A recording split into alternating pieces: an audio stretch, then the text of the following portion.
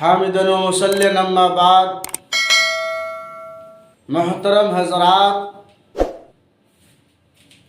آپ کو معلوم ہونا چاہیے کہ رمضان المبارک کے اندر جو روزہ رکھتے ہیں اور کثرت سے قرآن کی تلاوت کرتے ہیں، اللہ کے رسول صلی اللہ علیہ وسلم نے ارشاد فرمایا کہ روزہ اور قرآن دونوں اس بندے کے حق میں شفاعت کریں گے جو روزہ رکھتا ہے اور قرآن کی تلاوت کرتا ہے۔ روزہ کہے گا، یا اللہ، میں نے اس کو دن میں کھانے پینے اور نفسانی خواہشات سے روکے رکھا، لہذا اس کے حق میں میری شفاعت قبول فرما لیجئے۔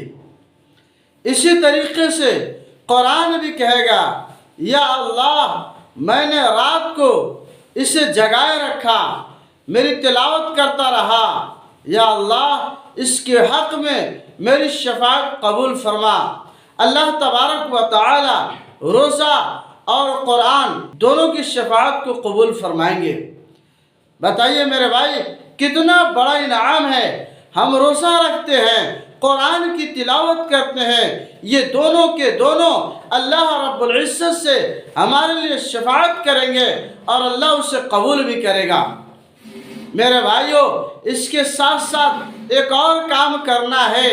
اللہ کے رسول صلی اللہ علیہ وسلم نے فرمایا، افطاری کے وقت جو بھی میرا بندہ دعا کرتا ہے میں اس دعا کو قبول فرماتا ہوں۔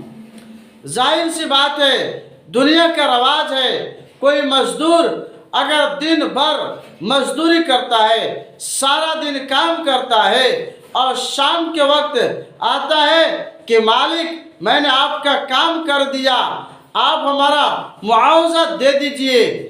ہمارے اندر کتنی خرابیاں ہوتی ہے، بغض ہے، کینہ ہے، کپٹ ہے، حسد ہے، بہت ساری خرابیاں ہیں، لیکن جو ہمارے اندر شرافت نفس ہے، وہ انسان بھی اس مزدور کو مزدوری دیے بغیر واپس نہیں بھیجتا ہے۔ ٹھیک اسی طریقے سے انسان دن بھر روزہ رکھتا ہے، بھوک کو برداشت کرتا ہے، پیاس کو برداشت کرتا ہے، رات کی تراویح کو پڑھتا ہے، ایک ایک عمل کو زندہ کرتا ہے، اعمال صالحہ کرتا ہے۔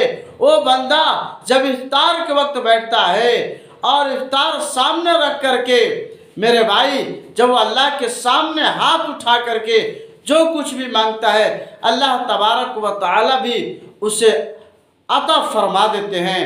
جیسے ایک مالک مزدور کی مزدوری دے دیتا ہے، ویسے ہی اللہ تبارک و تعالی کے لیے جو بندے بھوک پیاس برداشت کرتے ہیں اور افطار کے وقت دعا کرتے ہیں، اللہ تبارک و تعالی بھی ان کی دعاؤں کو قبول فرما لیتے ہیں۔ یہ مغفرت کا موسم ہے، یہ مغفرت کا موسم ہے۔ جیسے موسموں میں بہار کا موسم ہوتا ہے، ہر طرف سبزہ ہی سبزہ ہوتا ہے، پھول ہی پھول نظر آتا ہے اور پھولوں سے خوشبو آتی ہے۔ میرے بھائیوں، ہر طرف خوشبوئیں پھیل جاتی ہیں۔ اسی طریقے سے انسان جب روزہ رکھتا ہے، ہمارے لیے سمندر کی مچھلیاں دعائیں کرتی ہے، مغفرت کی دعا کرتی ہے، بلوں کے اندر چیونٹیاں مغفرت کی دعا کرتی ہے، ہواؤں میں پرندے مغفرت کی دعائیں کرتی ہے۔ تو میرے بھائیوں، یہ مغفرت کا بھی موسم ہے۔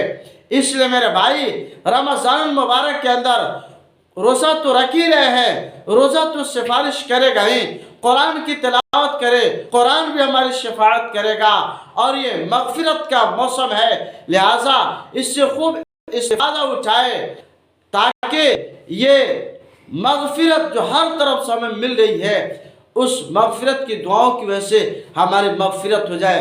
آخر میں دعا ہے، اللہ ہمیں کئی سنی باتوں پر عمل کی توفیق عطا فرمائے۔ کوئی غلطی ہو گئی ہو، ہم استغفار کرتے ہیں، اللہ ہمیں معاف فرمائے۔ وآخر دعوانا الحمدللہ رب العالمین۔